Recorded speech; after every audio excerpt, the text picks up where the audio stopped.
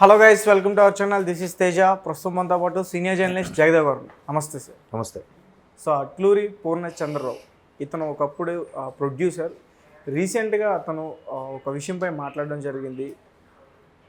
అజిత్, అవును, Tamil Nadu super star తలా Ajay, right.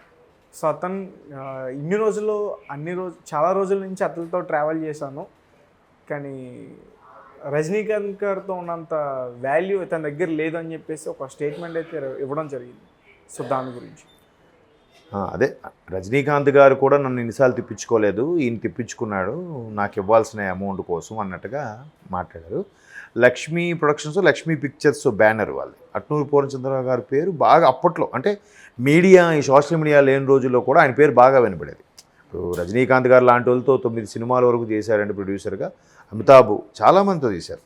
అయితే అజిత్ గారిని నేము ఫేము ఈ తలా అజిత్ అనుకున్నంత పేరు లేని రోజుల్లో కూడా అసలు తెలుగు ఇండస్ట్రీకి పరిచయం చేసిందే తను, నేను ప్రొడ్యూసర్గా అని ప్రేమ పుస్తకం ఉన్న సినిమా వచ్చింది, దానికి ప్రొడ్యూసర్ ఆయనే.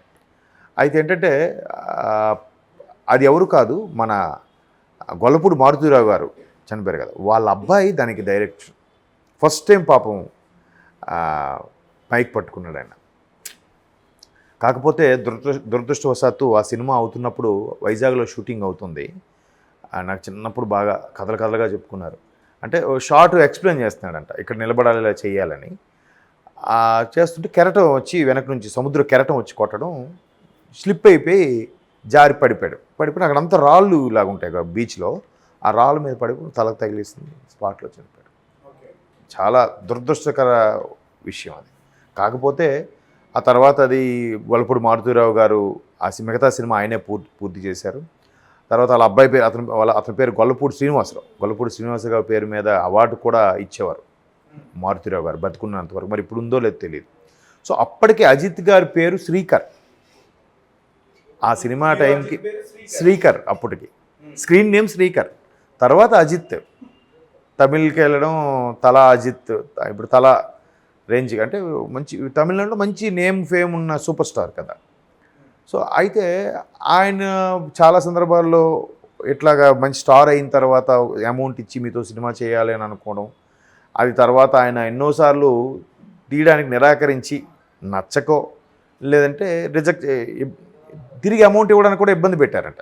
అంటే ఇప్పుడు ఎలా ఉంటుందంటే ఇక్కడ 2 వెర్షన్లు ఉంటాయి. ఒకటి ప్రొడ్యూసర్గా ఆయన ఏమన్నారు, నాకు ఆయన అప్పుడు ఇబ్బంది పెట్టారు, అప్పటి నుంచే ఇండస్ట్రీ చాలా చేంజెస్ చూశాను, ఆ తర్వాత నుంచి చేంజ్ అయింది. ఒకప్పుడు ప్రొడ్యూసర్లు వేరు. ఒకప్పుడు ప్రొడ్యూసర్లు అంటే మీరు చాలా ఈ మధ్యకాలంలో సోషల్ మీడియాలో వైరల్ అయింది, మీరు అబ్జర్వ్ చేస్తే ప్రొడ్యూసర్ ఒక్కడే కుర్చీలో కూర్చుంటే అప్పుడు అరుగులు ఉండేవి, గుమ్మం అంటారు ఇంటి ముందు. ఆ గుమ్మంలాగా అరుగు మీద కూర్చుంటే ప్రొడ్యూసరు కింద చాపేసి గట్టు మీద, అది ఎత్తుగా ఉంటుంది, అక్కడ చాపేస్తే మిగతా నటులు యాక్టర్స్ కూర్చునేవారు. ఆ ప్రొడ్యూసర్ పైన కూర్చుంటే నాగేశ్వరరావు గారు, ఎన్టీ రామారావు గారు కూడా నేల మీద కూర్చుని ఉన్నట్టుగా కూడా ఒక ఫోటో సోషల్ మీడియాలో వైరల్ అయింది ఆ మధ్యకాలం. అంటే ప్రొడ్యూసర్కి అంత ఇంపార్టెన్స్ ఉండేది, ప్రొడ్యూసర్ లేకపోతే సినిమాయే లేదు, సినిమా రంగమే లేదు అని చాలామంది. వాస్తవం అది, అంతే కదా. తండ్రి, కుటుంబానికి తండ్రి ఎలాగో సినిమా ఇండస్ట్రీకి తండ్రి ప్రొడ్యూసర్. సో ఆ వాల్యూస్ రాను రాను తగ్గిపోయాయి, ఇప్పుడు హీరో ఓరియంటెడ్ అయిపోయాయి అనేది కూడా చాలామంది అభిప్రాయం. మేబీ ఆయనకు కొంత ఇమేజ్ వచ్చిన తర్వాత అజిత్ గారికి ఇప్పుడు అన్ని సినిమాలు ముందు ఒప్పుకుని చేయలేరుగా, కొన్ని రిస్ట్రిక్టెడ్ ఉంటాయి. ఇంత ఇమేజ్ వచ్చాక ఇలాంటి సినిమాలు, కమర్షియల్ సినిమాలు, మాస్ సినిమాలు నాకు సూట్ అవుతాయి అవ్వ, ఇప్పుడు ఇది చేస్తే హిట్ అవుద్దా ఫట్ అవుద్దా, ఇట్లాంటి ఆలోచించుకొని కొన్నిసార్లు స్టెప్ బ్యాక్ అవుతారు. కొన్నిసార్లు ఈ క్రేజ్ మీద వరుసగా ఒక 4-5 సినిమాలు ఒప్పేసుకొని ముందు అమౌంట్ తీసుకున్న వాళ్ళకి హ్యాండ్ ఇవ్వడం జరుగుతుంది. అలా కూడా అయ్యుండొచ్చు. అంటే ఎందుకు నేను చెప్తున్నానంటే అట్లూరి పూర్ణచంద్రరావు గారు అజిత్ గురించి ఈ విధంగా చెప్పారు, ఆయన కొద్దిగా ఇబ్బంది పెట్టాడు అప్పట్లో నాకని. కానీ అజిత్ అనే వ్యక్తి గురించి చాలా సందర్భాల్లో చాలా విషయాలు మంచిగా విన్నాను. ఆయన కింద పనిచేసే వాళ్ళని బాగా చూసుకుంటాడని, వాళ్ళ కోసం సెపరేట్గా ఇల్లు కూడా కట్టించి ఇచ్చాడని. ఈయనంటే మన మాజీ ముఖ్యమంత్రి, తమిళనాడు మాజీ ముఖ్యమంత్రి జయలలిత గారికి చాలా అభిమానం అని, ఒకవేళ ఆవిడే బ్రతిక ఉంటే అజిత్ గారు ఇప్పటికి రాజకీయాల్లోకి వెళ్ళేవారేమో, నెక్స్ట్ తమిళనాడు ముఖ్యమంత్రి అజిత్ గారు అయ్యుండేవారేమో అని కూడా చాలా వార్తలు విన్నాను. అజిత్ గారికి ఎటువంటి రూమర్స్ కానీ ఇవేవి లేవు, జనరల్గా ఆయన పార్టీస్ గట్రా వెళ్ళరు, ఎప్పుడు ఏదైనా అయితే ఫ్యామిలీతోనే ఎంజాయ్ చేస్తారు, అవసరమైతే గుప్త దానాలు చేస్తుంటారు, సీక్రెట్గా వాళ్ళకి వీళ్ళకి ఇవ్వడం చూస్తుంటారు. ఎక్కువగా రేసులు అంటే ఇష్టం. కారు రేసుల వైపు A1 రేసులకు వెళ్ళిపోతుంటాడని, అట్లా యాక్సిడెంట్లు అవ్వడం వల్ల కూడా కొన్నాళ్ళు సినిమాలకు దూరం అయ్యారని రకరకాలుగా వార్తలు. అంటే నేషనల్ లెవెల్లో కూడా మంచి ఇమేజ్ ఉన్న స్టారు తలా అజిత్. బట్ ఈయన ఏంటంటే జనరల్గా ఎలా ఉంటుందంటే, అరే నేను వీడికి పాఠాలు నేర్పించాను రా, ఇప్పుడు వీడు చూడరా పెద్ద ఇదే, ఇప్పుడు కనీసం నేను చూస్తే పట్టించుకోడరా అని మన ఊర్లో చాలామంది దగ్గర వింటుంటాం. అది సర్వసాధారణం. ఒకటి వీళ్ళ వెర్షన్లో చూస్తే అరే నేను నేర్పించాను కనీసం వాడి కృతజ్ఞత లేదురా అని వీళ్ళు ఫీల్ అవుతారు. వాడేంటి ఆ స్థాయికి వెళ్ళాక ఇవన్నీ వాడు గుర్తుండకపోవచ్చు. ఇప్పుడు ఆ సమయంలో ఆ కొలీగ్స్తో కదా ఎక్కువ ఇది అవుతాడు. ఆ colleagues in the sense industry అయితే ఇండస్ట్రీ, ఎవరితో పనిచేస్తే వాళ్ళు. ఇప్పుడు జనతా గ్యారేజ్లో ఒక డైలాగ్ ఉంది, రాశారు కొరటాల శివ గారు, మనం జీవితంలో మన కుటుంబ సభ్యుల కన్నా కొలీగ్స్తోనే ఎక్కువ గడుపుతామంట. మిగతా టైంతో నిద్రలో పోతుంది. మిగతా ఆఫీసులు పొద్దున్న లేస్తే 6కో 7కో లెగిస్తే మళ్ళీ 9-10 కల్లా రెడీ అయిపోతాం. మళ్ళీ ఇంటికి వెళ్ళేసరికి 7-8 అవుతుంది. ఒక 2 అవర్స్ స్పెండ్ చేస్తాం. ఉదయం 2 అవర్స్, రాత్రికి ఒక 2 అవర్స్, తర్వాత అంతా నిద్రలో ఉంటాం. మిగతా ఈ డే టైం అంతా గడిపేది ఎవరితో ఎక్కువగా? కొలీగ్స్తోనే. కొలీగ్స్ పక్కనే ఉంటాం.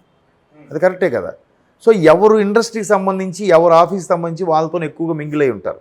అలాంటప్పుడు ఇప్పుడు నేను ఉన్నాను, మా కొలీగ్స్తోనే ఎక్కువగా ఉంటాను. ఎక్కడికి సరదా పార్టీలైనా, ఎక్కడికి ఫంక్షన్కి వెళ్ళినా కొలీగ్స్తో వెళ్తాను. ఊర్లో ఫ్రెండ్స్ ఉన్నారు, చిన్నప్పటి నుంచి ఫ్రెండ్స్. వాళ్ళు చిన్నప్పుడు నాకు చాలా హెల్ప్ చేసిన వాళ్ళే. ఇప్పుడు వాళ్ళు నేను పట్టించుకోకపోవడం అని కాదు, కుదరదు, అవ్వదు. దాన్ని కొంతమంది అర్థం చేసుకుంటే ఓకే, కొంతమంది ఎలా అనుకుంటుంటే బయట బాగా పెరిగిందిరా అందుకే ఊరు కూడా రావడం మానేశాడు. ఇప్పుడు ఏం చేస్తాం? నేను వెళ్ళి ఊర్లో కూర్చుంటే నా ఫ్యామిలీ పిల్లల్ని, నాకు వచ్చే ఆదాయాన్ని ఫ్యామిలీ పిల్లల్ని ఎవరు పెంచుతారు? మీరు పెంచుతారా? లేదు కదా. అంటే ప్రతి దానికి కూడా 2 కోణాలు ఉంటాయి. ఇప్పుడు పూర్ణచంద్ర గారు ఇచ్చిన స్టేట్మెంట్ ప్రకారం ఆయనకి ఏం ఇబ్బంది కలిగిందో అప్పట్లో, ఒకవేళ ఆయన కెరీర్ స్టార్టింగ్లో ఉన్నాడు కాబట్టి ఆయన ఆ వచ్చిన అమౌంట్ని ఎక్కడ ఇన్వెస్ట్ చేశాడో, లేదంటే ఏదైనా వస్తువో ఇల్లు కొనేశాడేమో, అందుకే ఈయన అడిగిన వెంటనే ఇవ్వలేకపోయాడేమో, ఆ ఇవ్వలేక సిగ్గుతో చెప్పక తప్పించుకొని తిరిగాడేమో అజిత్ కూడా. హీరో స్థాయి వ్యక్తి అప్పట్లో లక్షల్లోనే ఉంటుంది ఖచ్చితంగా. ఇప్పుడంటే కోట్లలో వాల్యూ అయిపోయింది, కానీ లక్షల్లోనే ఉంటుంది. లక్షల్లో ఉన్నప్పుడు ఆ లక్షలు కూడా ఆ రోజుల్లో కష్టమేగా. ఇది ఆల్మోస్ట్ వాళ్ళు ఇప్పుడు 80s 90s స్టార్టింగ్లో సంగతి చెప్తున్నాను నేను. అప్పుడు ఈయన అట్లూరు పూర్ణచంద్రరావు గారు లక్ష్మీ పిక్చర్స్ మీద తీసిన, లక్ష్మీ ప్రొడక్షన్స్లో తీసిన సినిమాకి హీరో, అప్కమింగ్ హీరో ఇంట్రడ్యూస్ చేశారు అప్పుడు డీబట్ మూవీ. అప్పుడు ఆయన పేరు శ్రీకర్. ఇప్పుడు శ్రీకర్ కాదుగా, తలా అజిత్. ఆ రేంజ్కి వెళ్తే ఎంతో కొంత త్యాగమో లేదా కష్టమో లేదా మంచితనమో లేకపోతే ఆ రేంజ్కి వెళ్ళడుగా. అంటే ఇతను ఏమంటున్నాడు, ఇండైరెక్ట్గా డబ్బులు కొట్టేశాడు నా అంటుండా, డబ్బులు తీసుకుని ఇవ్వట్లేదు, డబ్బులు తీసుకొని ఇబ్బంది పెట్టారు తిరిగి ఇవ్వడానికి. సినిమా చేయలేదు, తిరిగి ఇవ్వలేదు, ఆ ఇవ్వడానికి కూడా చాలా ఇబ్బంది పెట్టారనే అంశం మీద మాట్లాడాడు ఆయన.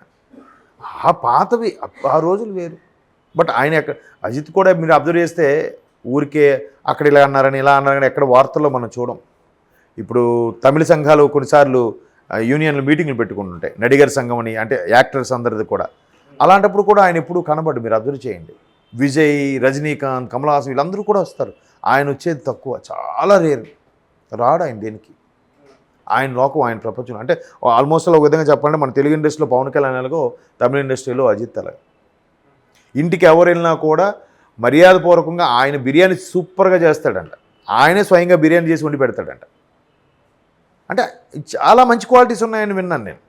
ఎవరైనా సినిమా ఇండస్ట్రీలో ఎవరైనా చనిపోయారన్నా కూడా వెంటనే వెళ్ళి చూడడానికి వెళ్తాడు. అవ్వకపోతే వాళ్ళ అసిస్టెంట్కి ఎవరు కూడా అమౌంట్ ఇచ్చి పంపిస్తాడు. అంటే అతనికి అంత మంచి పేరు ఉంది కాబట్టి అతని మీద బురద జల్లే ప్రయత్నమా? అలా కూడా అనుకోకూడదు. ఇతనికి ఏ సందర్భంలో ఈ మీడియా మిత్రులు కలిశారో ఆ టాపిక్ పాత జ్ఞాపకాలు నెమరు వేసుకున్నారు. నెమరు వేసుకున్నప్పుడు అన్నీ చెప్పుకున్నాడు, మంచి చెడులు కూడా ఉంటాయి కదా. అట్లాంటి సందర్భంలో పాత జ్ఞాపకం ఒకటి చెప్పుంటారు ఆయన పూర్ణచంద్రరావు గారు. దాన్ని ఎలాగో నేము ఫేమ్ ఉన్న స్టార్ కాబట్టి మన వాళ్ళకి మీడియా వాళ్ళకి న్యూస్ కూడా కావాలి కాబట్టి దాన్ని అట్లా వేసి ఉండొచ్చు. బురద జల్లే ప్రయత్నం అయితే కాదు కదా.